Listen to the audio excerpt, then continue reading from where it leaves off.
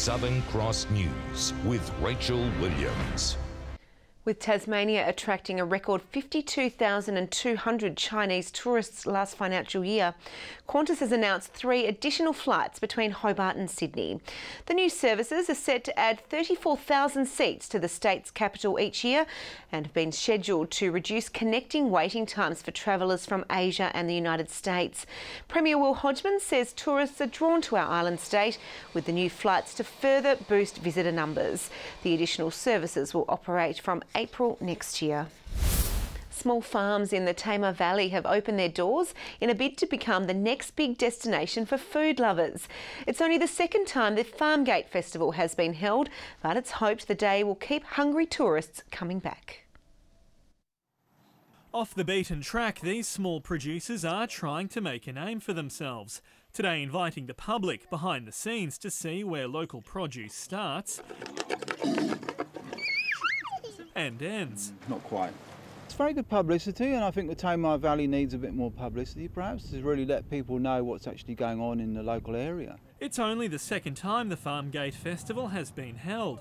This year 16 producers from across the valley took part, pointing out everything from the pork to the hazelnuts. They're hoping the day becomes a regular item on the calendar, and for the Tamar's small goods to have a brand as strong as its wine. We don't just have vineyards, we have some great food producers and some fantastic product.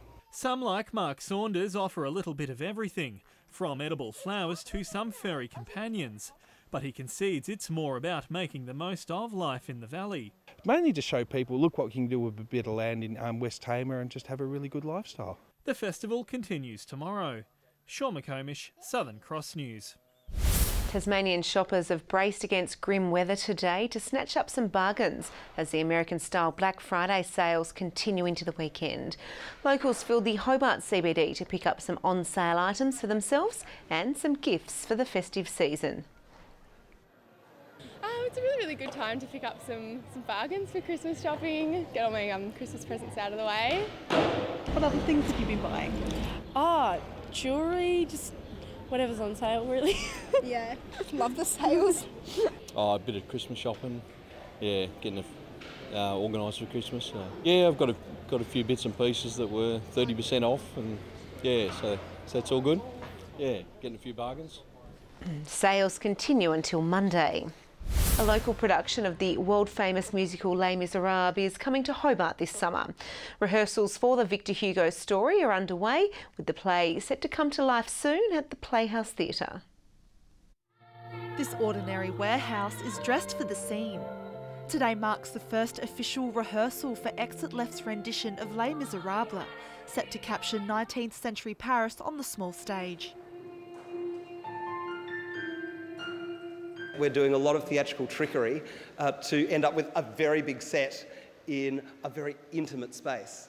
But it means that you're going to be able to feel completely immersed and almost a part of the production and a part of the show yourself. The cast of around 30 will tell the tragic story, bringing local performers working on the mainland back home. We have so many Tasmanians doing amazing things all around the country, and they're actually flying in and out over the next 4 weeks while we put the show together, getting ready for our January 11 opening. The iconic role of Fantine will be played by Hobart's Eloise Martin. Her heart-wrenching solo is set to be a pivotal moment in the show. She's got a beautifully tragic story.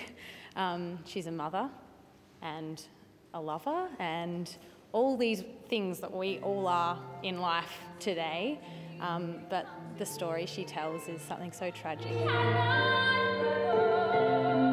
A career-defining moment for the local star. Oh, it's an absolute dream role, and I'm so thrilled to be back in my hometown playing it. It's one of those once-in-a-lifetime kind of roles and productions. The show will run from January 11th to February 3rd next year. Ruby Kamain, Southern Cross News.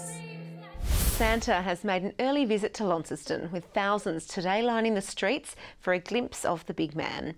And St Nick wasn't alone, with elaborate floats and no shortage of elves bringing cheer to the Christmas parade. Thousands packing the streets to cheer in the Christmas season. As the grey clouds lingered, there was no raining on this parade. The Pipers led the show. Others joined the jingle, followed by churches and an army of elves. I like how everyone gets to join in and it's all festive and everyone's having fun.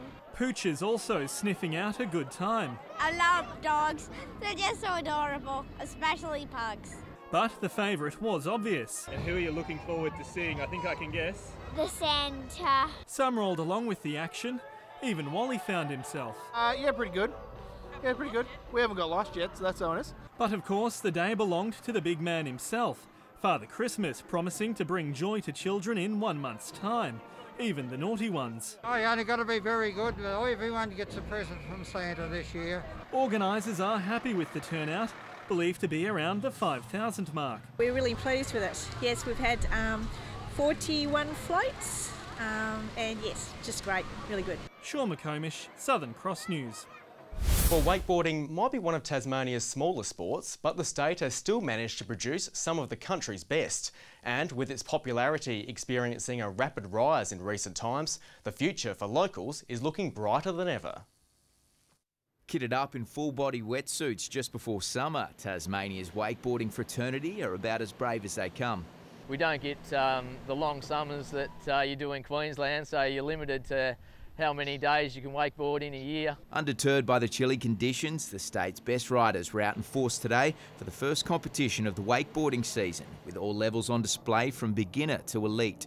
Everywhere you go, there seems to be more and more wakeboard boats getting about, and there's more and more people that are interested in the sport. And with Tasmania having previously held its own against the best Australia has to offer, a dozen riders will travel to nationals early next year in the hopes of doing the same.